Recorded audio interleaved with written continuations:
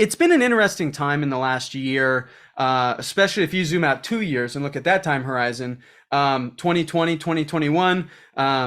If you fogged a mirror, you made money in mortgage, right? And then Yeah. and money was free, by the way. 2.875 on a house note. It's like we're printing. So now we're in 2022, 2023, and comparatively, the market is, just it's people don't know how to navigate it. People who've done this for 30 years are going, I've never seen this before, which is interesting to me, just knowing the history of mortgage. But I'd be curious about your take and kind of setting yourself up for success, knowing that, like most businesses, mortgage is cyclical. I'm big on creating a moat around a business and preparing for hard times and recession and all that. Because I've always said what applies in a recession applies in a boom, but it's not the other way around. I'd be curious about your thoughts on that. Well, you just you sort of zoomed over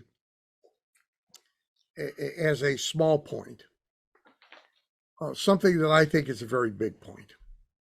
Okay. And it's a failure of the overwhelming majority of people in just about every business. So no mortgage industry professional owns the guilt on this sin. Mm-hmm. It's almost a universal sin.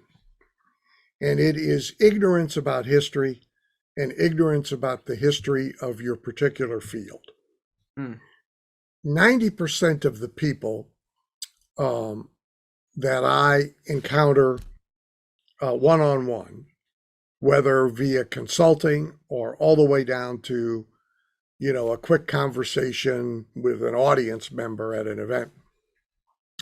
If I ask them 3 questions about the history of their industry, they don't know.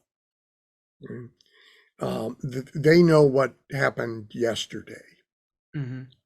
And that leaves them unnecessarily vulnerable to reinventing wheels that actually just need to be gotten out of a closet from time to time and dusted off.